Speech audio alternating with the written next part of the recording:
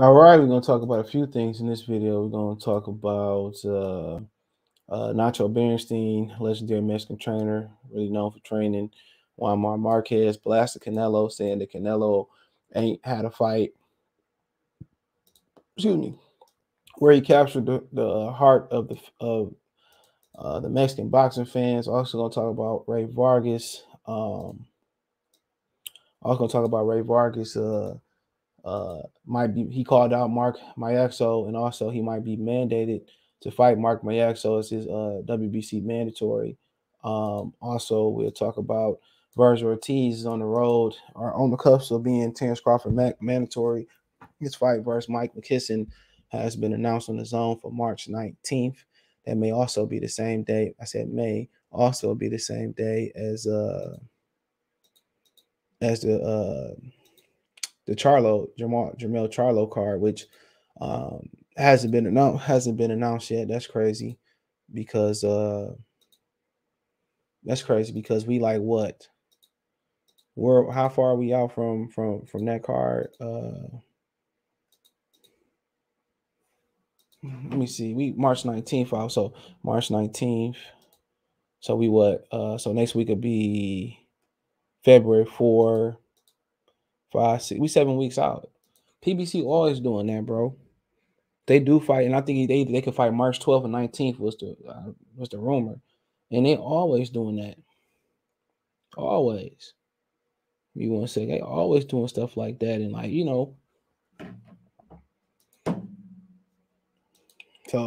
so obviously we gonna have to wait, and see what happened. But they be wanting you to like fly out, and they give you less than 2 month notice. Like, bro, people gotta put they pay time days in. People gotta do a lot of different stuff. But let's start off with the Canelo comments, right, by Nacho Berenstein. He's been very critical of Canelo, and he don't want to can say what he want to say and not get no pushback. He's an old man and see more boxing than like 98% of us. You know what I'm saying? So, and also we got Andrew Ruiz and Gasrier have been contacted by the IBF to accept the invitation fighting Philip Hargovic because Tony Yoka had to pull out. I think he already had a contract to fight somebody else or something like that. So, you see Andrew Ruiz not going to accept. I heard he fighting like Wilder. I've been hearing he going to fight Wilder next. They're going to put that on pay-per-view. You already know that. But yeah, that's kind of like what I've been hearing. But let's keep it moving. So right here. So Nacho says, Canelo hasn't had a fight that he really captured the hearts of people. All right. So he says Canelo has a way to go before. Let me zoom in. I'm doing this all day. Has a ways to go before he can merit a spot on the Mexican shore on the short list of Mexico greatest boxers, according to one educated observer's opinion. Ignacio Nacho Berenstein, the Hall of Fame Mexican boxing trainer, does not believe his countryman Alvarez, Canelo,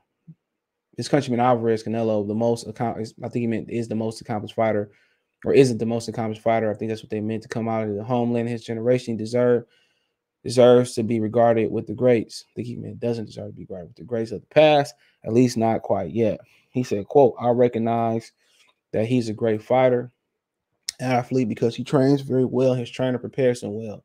Berenstein recently told Fight Hub TV, which provide the subtitles of the interview in English.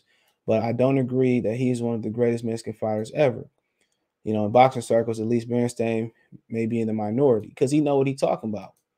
He knows exactly. He ain't hating, like, bruh. He ain't hating though. It's hard to say. It's hard for somebody to be great when they ain't finished their career too. So, and then, they list off he's a 4-weight champion, but he didn't beat Lineal, bro, at none of them. He didn't win Lineal, bro. He lost to Lineal 54 to Floyd. All right. You want to say B. Lar? Was Lar Lineal? I mean, you want to say Lineal? Okay. I don't think so. At 60, he did beat the Lineal champion Golovkin, but Golovkin really wasn't a Lineal guy. He was a guy that had an interim belt. All right. He had an interim belt that he had 2 interim belts that turned into real belts, the WB and the WBC. He won the WBC by beating Marco Antonio Rubio.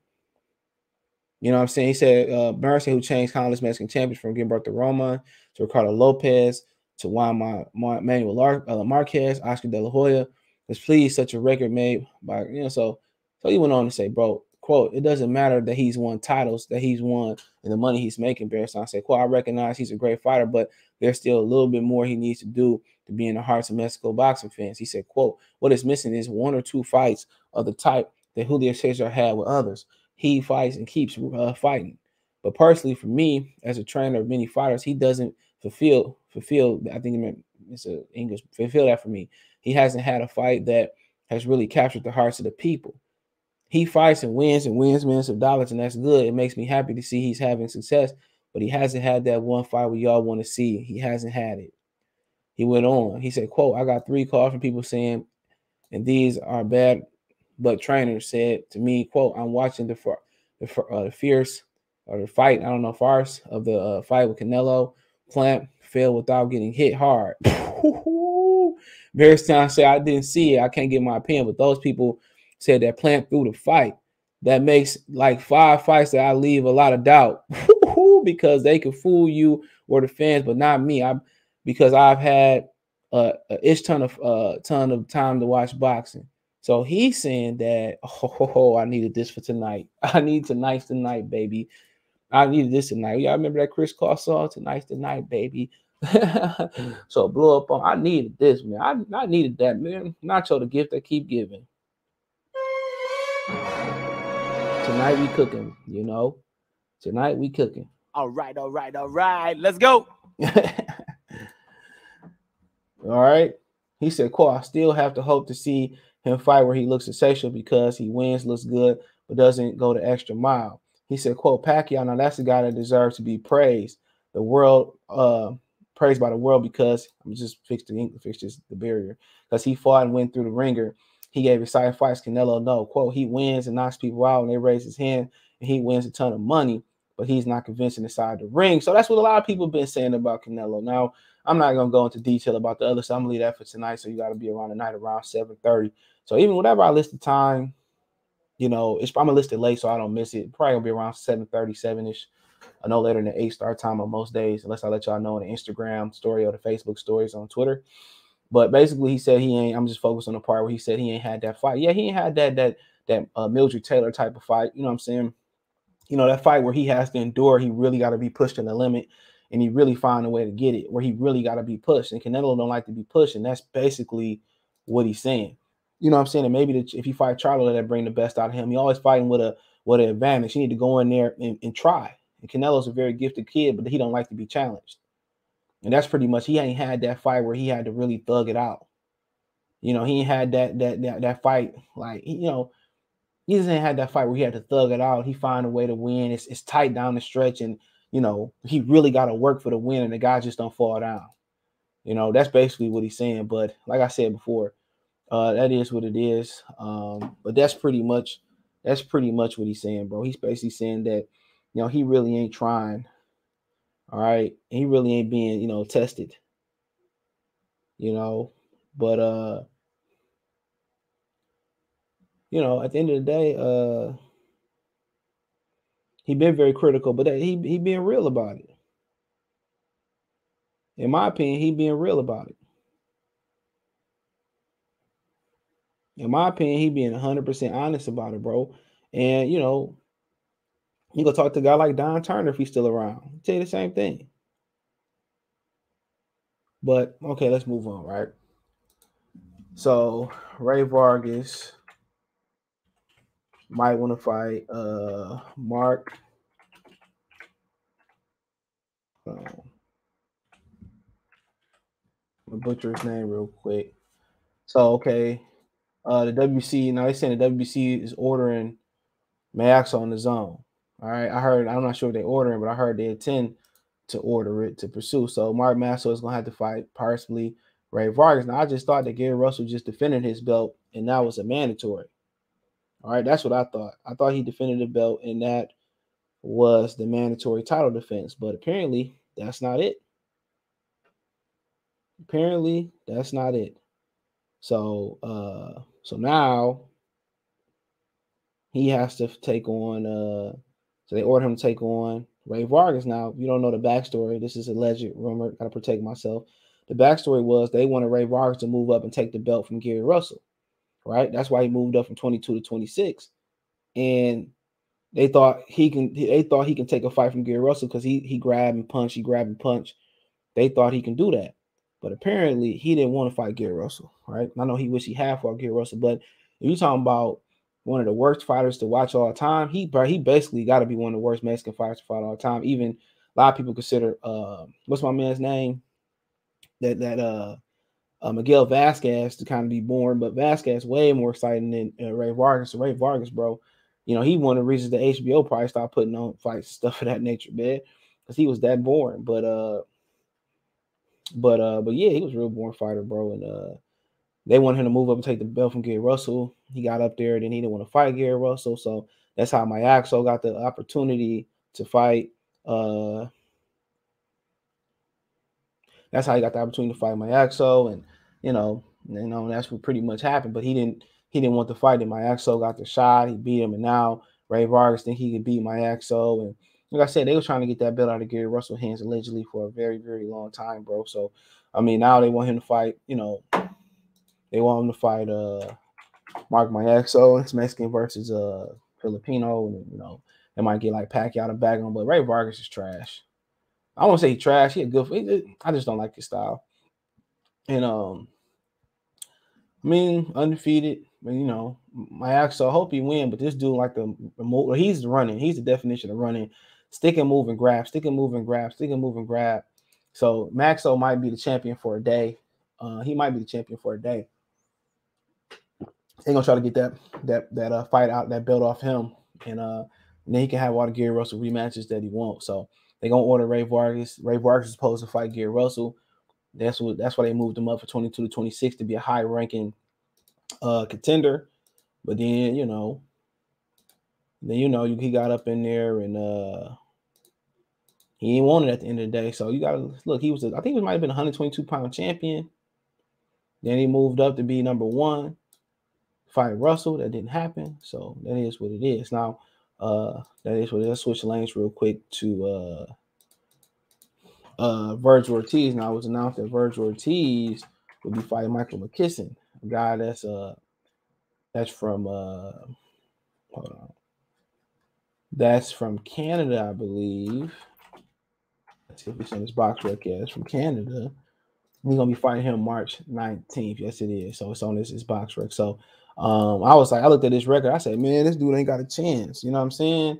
So I never watched him fight. Just looking at his record, I'm assuming that's where we get in trouble doing assumptions. I'm looking like, man, his record is whack Arnold's, no cap. But apparently he drops a lot of his opponents, bro. He just doesn't finish them. But he's been fighting a lot over in the UK. But he's from the UK. My bad. I thought he's from Canada for some reason. He's from the UK. So, Vergil Ortiz could have went the WBC route. He didn't. I don't know if it's politics. They ordered him a final title eliminator versus David Ivorian. People say he ducked it, but it's not like they announced 4 title eliminators, but he ducked it. He chose to go to WBC route. He could have fought John Ennis for the IBF, but he won the WBC route to fight Terrence Crawford. Now this fight, this McKisson guy real quick, already drops a lot of his opponents, but he knocked down Chris Congo. He knocked down Harkins in the first, second, and fifth, then get the knockout. He knocked down Vernon in the first and the fifth. So, I mean, look, that's 1, 2, 3 fights he dropped somebody, so far. So, apparently he drops a lot of his opponents again. You know what I'm saying? KO'd him. So, he drops a lot of his opponents, but he ain't fighting nobody, bro. I know he fought Promizli Ranowski to get this opportunity. Let's let you know what it is. It looked like Vergil Ortiz went the route of least resistance. This fight will be at, doesn't have a venue yet as far as box rec yet, but it's gonna be in. Yeah, they do. It's in LA. My bad. Yeah, this fight is going to be in LA, right? So he's gearing up to go after Terrence Crawford. So it's at Vergil Ortiz versus Michael McKisson on March 19th at the Gallon Center in Los Angeles. So he gearing up to go after Terrence Crawford. And like I said before, you know, Crawford gonna have an opponent real soon. He satisfied his mandatory last year. Not sure if they're gonna order another mandatory at the end of this year. So this is the venue. I'm not sure exactly. I'm not familiar with it, but it's in LA. This is what it looked like. It holds. I don't even know what the capacity is. Let's see if we can find the capacity.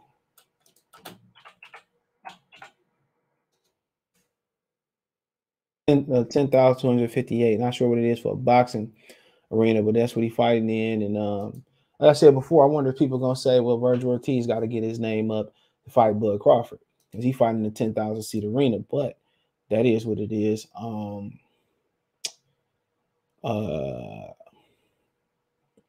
That is what it is. And like I said before, I mean, he fighting this type of guy. So did he take the route of least resistance? Maybe we talk about this tonight, but he gearing up for Terrence Crawford. He stopped every opponent.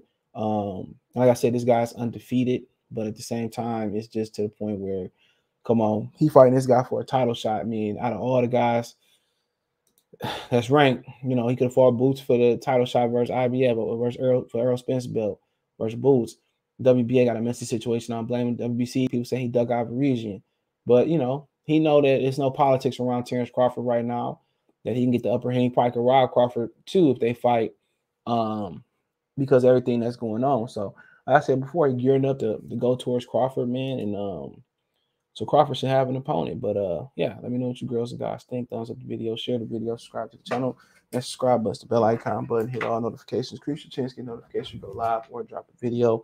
I want to financially support the channel. Cash App, $ CJ Good 313, Venmo CJ Good 313, PayPal link in the description. Best way to donate. Thumbs up, comment, share the video, subscribe to the channel. The subscribe button is the bell icon button. Hit all notifications, increase your chance to get notifications. Appreciate the love.